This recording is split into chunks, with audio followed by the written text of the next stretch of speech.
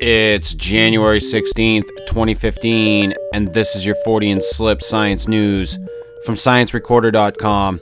Traditional computing uses strings of bits encoded as either 1 or 0 to store information. Quantum computing instead uses qubits or quantum bits to encode information as 0 and 2 other distinguishable quantum states, allowing physicists to make use of superposition and entanglement to process a vast number of calculations simultaneously.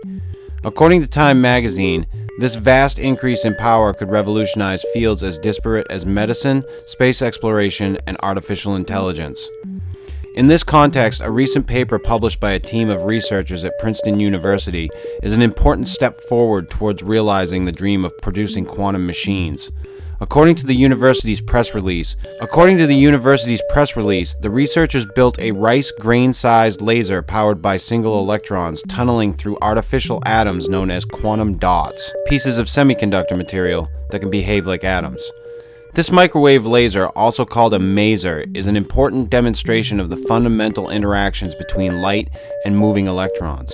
According to Jason Petta, an associate professor of physics at Princeton in whose lab the work was conducted, the maser is basically as small as you can go with these single electron devices. Since building the device, the authors have been able to further explore the use of these quantum dots, which could become essential components of quantum computers and instruments in the future. Interestingly, the authors of this paper, published in the prestigious journal Science, did not intend to build a maser. Instead, the authors wanted to use double quantum dots, when two quantum dots are joined, as a basic unit of information storage for quantum computers. As described by Yinyu Liu, a graduate student in physics and lead author of the study, the goal was to get the double quantum dots to communicate with each other, which they ordinarily do via the entanglement of photons. When the device the researchers built was turned on, electrons flowed single file through each double quantum dot, causing them to emit photons in the microwave region of the spectrum. The photons were then reflected off of mirrors and together built a coherent beam of microwave light, the maser. Importantly, if the energy levels inside the quantum dots are changed, light of a different frequency can be produced, providing researchers the ability to control the motion of electrons and thus vary the characteristics of light produced. Learning to control these characteristics and the interactions between light and matter will enable further developments of our essential technologies and gadgets. I bet you a maser would be great for burning ants. From phys.org. Over the past 500 years, approximately 500 land-based animal species have gone the way of the dodo, becoming extinct as a result of human activity. In the ocean, where scientists count only 15 or so such losses, the numbers currently aren't nearly as dire. But that doesn't mean they aren't yet heading in that direction. A consortium of scientists, including UC Santa Barbara's Douglas Macaulay, has found that the same patterns that led to the collapse of wildlife populations on land are now occurring in the sea. According to the researchers, wildlife populations in the oceans are as healthy as those on land were hundreds or thousands of years ago. However, they warn, that may be about to change as the next 100 years promise to prevent major challenges to marine life. Their findings are published today in the journal Science. The new paper compares the march of the Industrial Revolution on land to current patterns of human use of the world's oceans. During the 1800s, vast tracts of farmland and factories beat back forests and sucked up resources that were mined and drilled out of the ground. As a result, many terrestrial species were driven to extinction.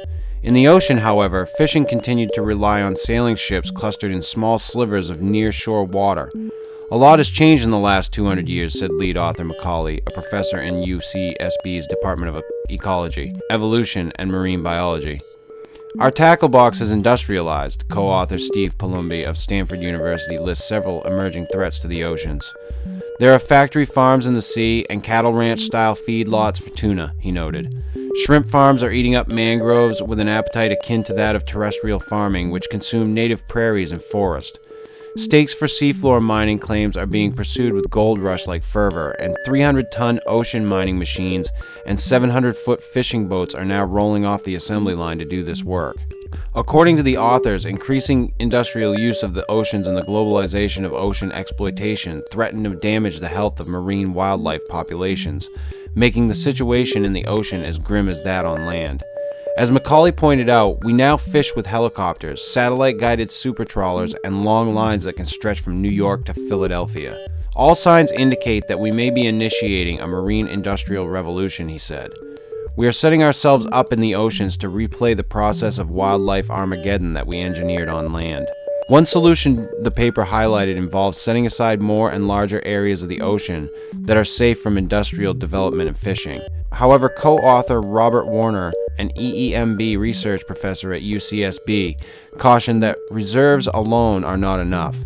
We need creative and effective policy to manage damage inflicted upon ocean wildlife in the vast spaces between marine protected areas, he said.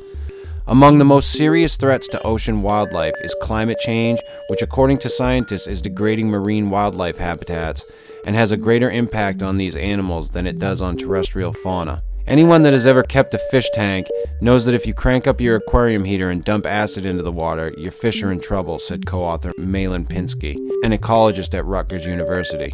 This is what climate change is doing now to the oceans.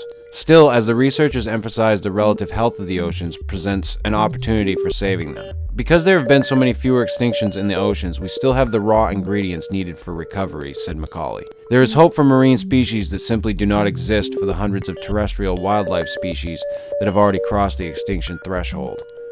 The ocean's future is yet to be determined, the researchers said.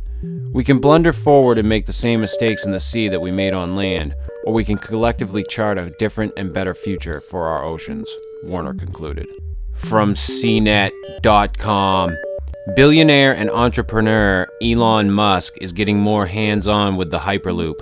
Musk, who heads up both space transportation outfit SpaceX and electric vehicle maker Tesla Motors, casually announced via Twitter on Thursday that he's decided to help accelerate development of his vision for near supersonic tube transportation, first outlined in August 2013. Musk said he will build a 5-mile test track for the still theoretical system for students and companies to use. A possible location would be Texas, he added, where presumably there is plenty of flat land to go around. Musk originally floated the idea of the Hyperloop with help from fellow SpaceX and Tesla engineers, releasing their collective work in a 57-page concept paper that generated headlines worldwide. Until today, Musk has been notably hands-off about the project and has said it remains an open source and collaborative process. SpaceX declined to comment further on Musk's plans or whether the test track will involve additional collaboration from members of his two companies. Musk is known for dropping bombshell announcements on his personal Twitter account, like when a rocket from his space transportation outfit SpaceX exploded mid-flight because rockets are tricky, or how he thinks artificial intelligence may be more dangerous than nukes.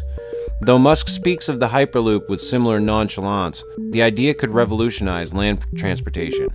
It's simpler than it sounds. A Hyperloop would work similarly to an air hockey table, but instead of floating on a cushion of air, solar-powered electromagnetic pulses would propel pressurized cabins inside elevated tubes. Theoretically, the resulting system could reach speeds approaching 800 miles per hour, faster than the speed of sound, through tubes held up by pylons placed between strategic cities like San Francisco and Los Angeles. The system still needs years of testing and as much as $10 billion to create even just one 400-mile stretch. Yet Musk's willingness to get involved after almost a year and a half of silence on the subject shows he's serious about the idea and will, as he has with other ventures, spend some of his own money to get it off the ground. Hyperloop Transportation Technologies, a collection of crowdsourced engineers working on the system, is already underway working out routes around the country. Musk is known for taking risks and transforming industries. He did it with mobile payments and PayPal during the first .com era, then again with electric vehicles and private spaceflight. Critics, including members of the U.S. High-Speed Rail Association, say high-speed rail is a more viable option. High-speed rail is widely used throughout Asia, and the state of California this month broke ground for its high-speed rail system costing $70 billion. Musk has criticized the project's high cost and sees the Hyperloop as leapfrogging the technology. Musk isn't alone in trying to make the idea a reality. A group of entrepreneurs and scientists have banded together to create Hyperloop transportation technologies. Put together first on a crowdfunding platform called Jumpstart Fund, it's a collective of around 100 engineers, unaffiliated with Musk, who exchange free time for potential equity. Each works in small teams focused on specific interests, such as designing passenger pods and propulsion prototypes. Hyperloop Transportation Technologies has also partnered with UCLA's Supra Studio Design and Architecture program to design capsules and stations, as well as work out prospective routes around the country that could potentially be linked into a nationwide Hyperloop network. Jumpstart refused to comment on Musk's plans, but CEO Dirk Alborn said that the company will soon know where a finalized test site will be located. I'm Chris York, and this has been your Fortean Slip Science News.